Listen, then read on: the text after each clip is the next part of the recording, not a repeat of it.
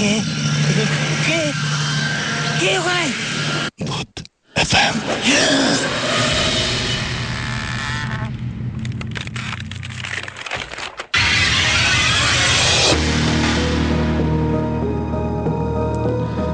শুনছেন সবসময় রেডিও ফুটের সাথে আছে রাসেল এবং চলছে ভূত এফএম।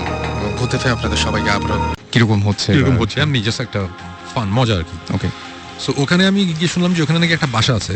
একজন লোকাল একজন বললো যে ওই বাসাটা অনেকদিন ধরে খালি পড়ে আছে, ওই বাসাটাতে কেউ থাকে না। আচ্ছা, বাসাটাতে অনেক সমস্যা হয়। তখন আমি জিজ্ঞেস করলাম যে তাহলে মালিক কোথায় থাকে। তখন বললো যে মালিক অ্যাকচুয়ালি কানাডায় কোনো একটা ইউনিভার্সিটির প্রফেসর। উনি কানাডার সিটিজেন হয়ে গেছে, উনি ওখানেই থাকে। বাট উনি এই বাসাটা অ্যাকচুয়ালি কিনেছে আরেকজনের কাছ থেকে, এবং এই বাসায় কেউই থাকে না, একটা কেয়ারটেকার জাস্ট বাইরে একটা বিল্ডিং এ থাকে। ওকে, সো তখন আমি বললাম যে আচ্ছা ইন্টারেস্টিং, তাহলে কি ওখানে ঢোকা যাবে কিনা। তখন আমরা যেটা করলাম যে পারমিশন নিতে গিয়ে মালিক নাই, সো কেয়ারটেকার বললাম যে দেখেন ভাই, আমরা অ্যাকচুয়ালি রাত্রিবেলা একটু দেখতে চাই, শুনছি বাসাটা একটু অন্যরকম। কেয়ারটেকার বললো যে ঠিক আছে, অসুবিধা নেই, আপনারা আসতে পারেন। তো রাতে আমি গেলাম, তখন তো অ্যাকচুয়ালি আমার ওইরকম টিভি শো ওই প্ল্যান করে আমি ওখানে যাইনি। সো বাট ফরচুনেটলি আমার কাছে একটা হ্যান্ডিক্যাম ছিল, ছোট একটা ক্যাম্পকর্ডার ছিল।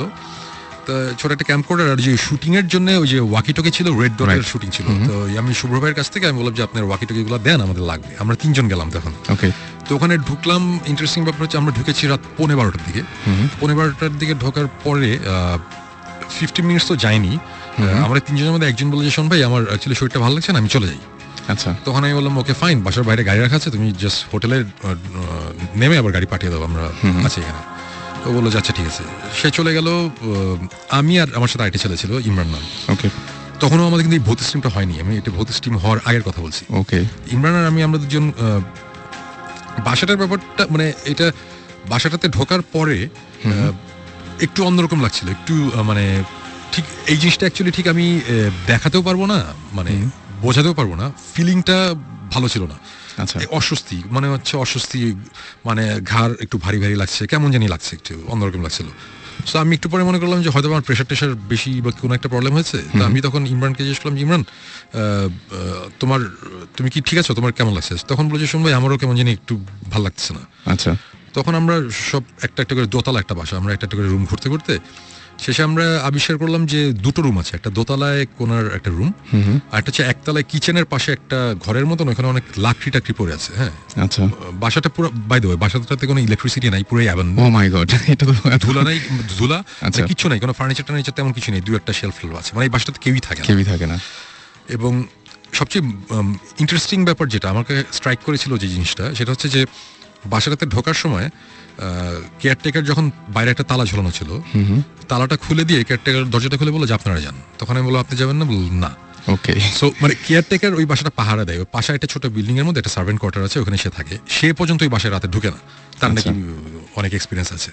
সো তখন থেকেই আমাদের মধ্যে একটা ইয়ে ছিল যে ব্যাপারটা কি একটু দেখি।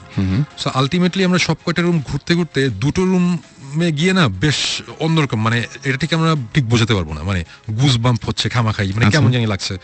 সো তখন আমি ইমরানকে বললাম, ইমরান এই 2টা রুম তো কেমন জানি লাগছে, একটা কাজ করি, তুমি একতলায় ওই রুমটাতে থাকো, আমি দোতলায় রুমটাতে থাকি। তো আমরা 2জন আলাদা হয়ে গেলাম, স্প্লিট আপ। সো সে নিচে, আমি উপরে ওয়াকিটকিতে কথা বলছি।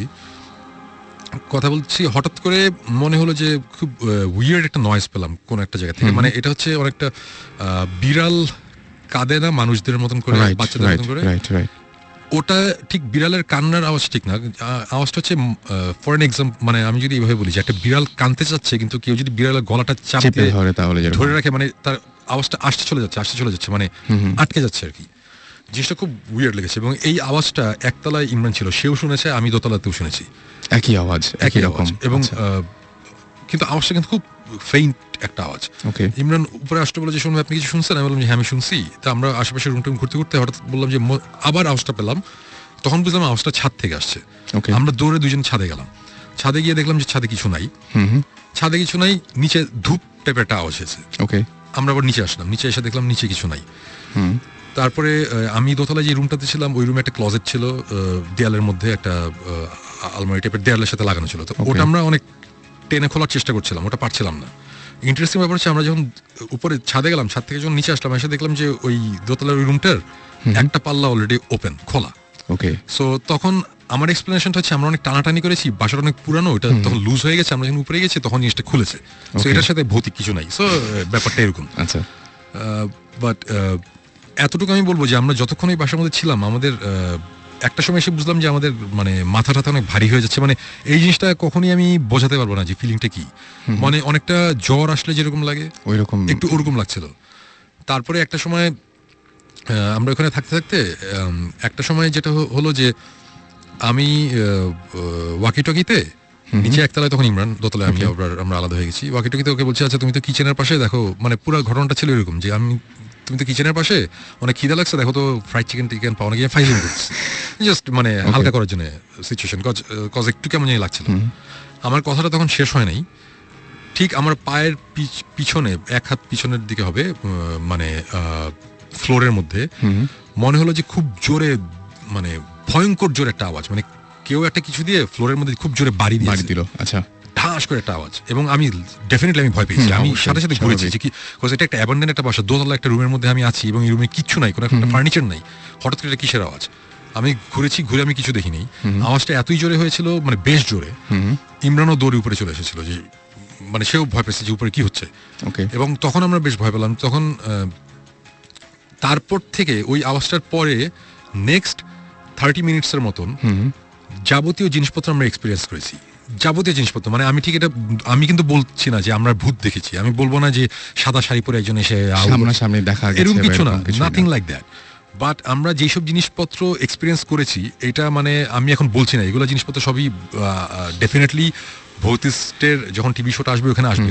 বাট এরকম কিছু জিনিসপত্র আমরা এখানে দেখেছি যেটা কোনো অবস্থাতেই বাংলাদেশের একটা মফস্বল টাউনের একটা বাসার মধ্যে, যে বাসাটা 70-80 বছর আগে বানানো হয়েছে, সেই বাসায়, ওই বাসার কনস্ট্রাকশন, মানে বাসাটা বানানো যে হয়েছে, সে আমি একটা সাইন দেখেছি একটা ফ্লোরের মধ্যে খোদাই করা মোজাইকের মধ্যে, এগুলো জিনিস থাকার কথা না। এগুলো খুব আমি জাস্ট এতটুকু ভেঙে বলি যে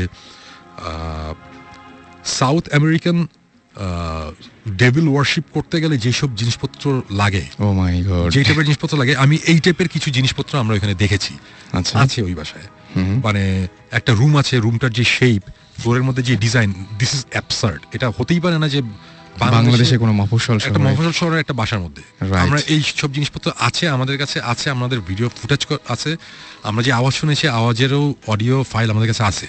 এই টাইপের অবস্থায় আমরা চলে এসেছি। আমরা রাত 3:15টার দিকে আমরা বের হয়ে এসেছি, আমরা থাকতেই পারিনি, বিকজ প্রচন্ড রকম একটা কেমন বাজে ফিলিং হচ্ছে।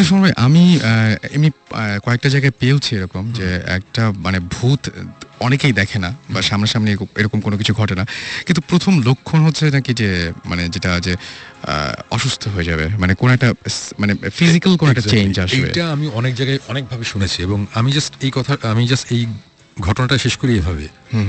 ঘটনাটা যাই হোক নাই হোক, আমরা 3:15টার সময় বের হয়ে চলে এসেছিলাম। যখন আমরা হোটেলে এসেছি, হোটেলে আস্তে আস্তে ইমরান বললো যে শোন ভাই, আমার শরীর অনেক খারাপ লাগছে।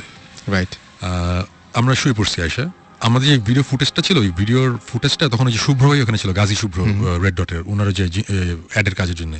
শুভ্র ভাইকে আমি দিয়ে বললাম, শুভ্র ভাই, এই যে এই ক্যামেরার এই ফুটেজ, আমার কাছে একটা ফুটেজ আছে, এই টেপটা আছে, টেপটা আপনি রেখে দেন, রেড ডটে পুরো আন্ডার লক এন্ড কি রাখেন, এটা খোলার দরকার নেই।